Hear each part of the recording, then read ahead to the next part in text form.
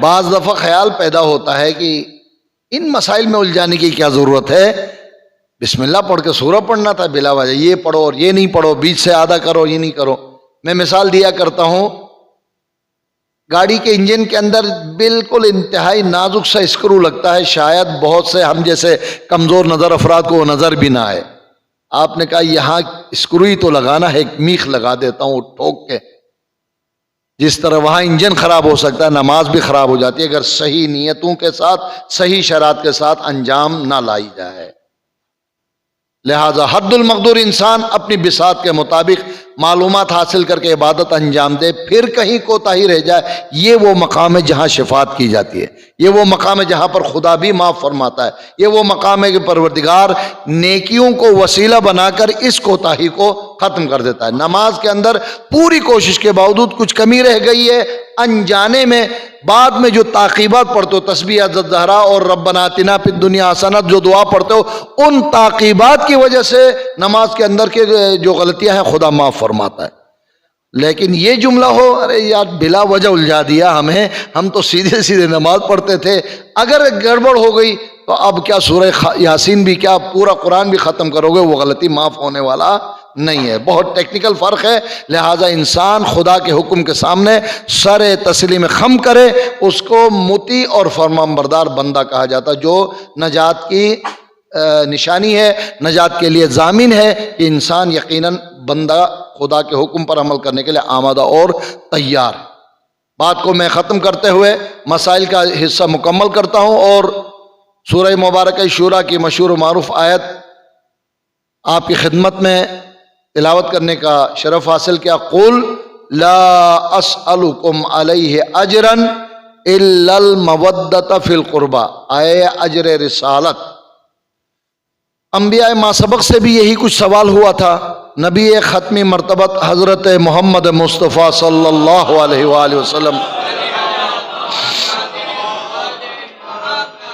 بھی یہی سوال ہوا کہ ہم نے بڑی زحمتیں دی ہیں اسلام لانے کے بعد، ہم نے بہت تکلیفیں دی ہیں، آپ ہم سے دنیاوی کوئی مال و متاع، کوئی اجرت، کوئی صلہ ہم سے۔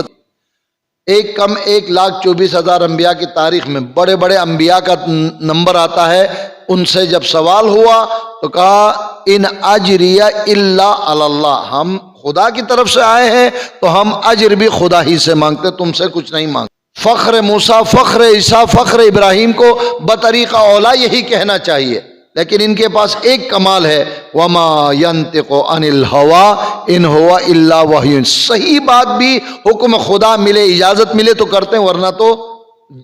لب کو جنبش بھی نہیں دیتے۔ انتظار فرمایا، حکم آیا،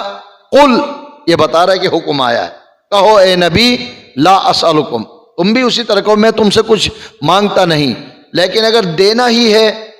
تو الا المودۃ فی القربى، سوائے ذوی القربہ کی محبت و مودت کے تم سے میں دنیاوی کوئی مال و متاع نہیں مانگتا۔ اگر مانگنا ہوتا تو اس وقت مانگتے جب جناب ابو طالب علیہ السلام کے پاس آ کر لوگوں نے یہ کہا تھا کہ تم اپنے بھتیجے سے کہو کہ توحید کی بات نہ کرو، بتوں کے خلاف بات نہ کرو، بہترین مال و دولت بلکہ بادشاہت بلکہ عورت ہر چیز دینے کے لیے تیار ہیں۔ نبی پاک نے یہی جملہ کہا تھا، میرے ہاتھ پر چاند اور سورج بھی لا کر رکھ دو گے تب بھی پیغام الہی پہنچانے سے گریز نہیں کروں گا۔ صلوات اللہ۔ چلے مومن ایسے تو نہیں بن سکتا، لیکن کم از کم نقش قدم پہ چلتا ہوا تو نظر آئے، جب برائی ہو، برائی کے خلاف بات کرنے کا موقع ہو، کم از کم زبان کو حرکت دے، کم از کم اس برائی سے نفرت کا اظہار کرے۔ میں نے بارہا یہ روایت آپ کی خدمت میں عرض کی، میرے 8ویں امام امام رضا علیہ الصلاۃ والسلام فرماتا ہے، امر بالمعروف نہی عن المنکر کے زمرے میں فرماتے ہیں انسان پر واجب ہے ہاتھ سے روکے، نہیں تو کم از کم زبان سے روکے۔ بہت فرق ہے، ہاتھ گریبان میں جائے گا، ہاتھ کچھ اور کام بھی کرے گا، قتل کی بھی بات آئے گی، جان لینا پڑے گا، جان دینی ہوگی، سب معاملات جہاد میں آ جاتے ہیں، نہیں تو زبان سے منع کرے۔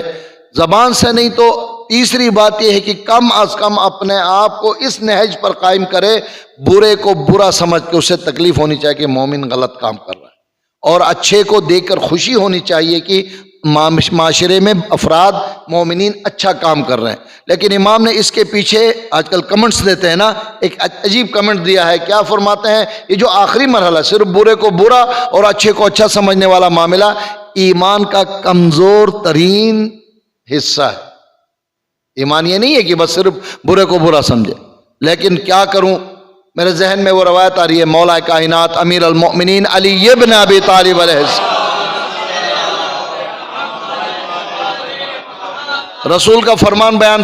فرماتے ہیں کہ ایک وقت آنے والا ہے، نہ صرف برائی کو برا اور اچھائی کو اچھا نہیں سمجھا جائے گا،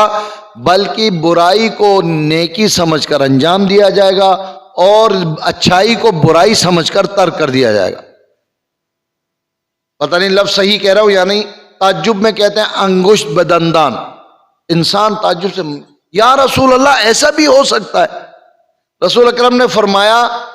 یہ آیت اللہ خوئی نے امر بالمعروف کے زمرے میں منہاج الصالحین کی پہلی جلد دوسری جلد میں امر بالمعروف کے ذیل میں یہ حدیث نقل کی، ورنہ توضیح المسائل کے مسائل کی کتاب میں حدیثیں نقل نہیں کی جاتی اہمیت کی بنا پر۔ فرماتے ہیں کہ رسول نے فرمایا اس سے بھی برا ہوگا۔ کیا یا رسول اللہ اس سے کیا برا ہوگا؟ فرماتے ہیں کہ ایک وقت آئے گا کہ باقاعدہ تنظیم کے ذریعے، طاقت کے ذریعے، مال کے ذریعے سے برائی پر عمل کرایا جائے گا اور نیکی سے روکا جائے گا۔ یا رسول اللہ ایسا بھی ہو سکتا ہے؟ جی ہاں، اس سے بھی بدتر ہوگا۔ نیکی کو انجام دے کے گنہگار سمجھیں گے اپنے آپ کو، نیکی کو بجا لانا گنہگار سمجھیں گے، اور برائی کو انجام دینا نیکی سمجھیں گے۔ اتنا بڑا فرق ہے پہلے والے مرحلے اور تیسرے والے مرحلے میں۔ آج وہی زمانہ ہے،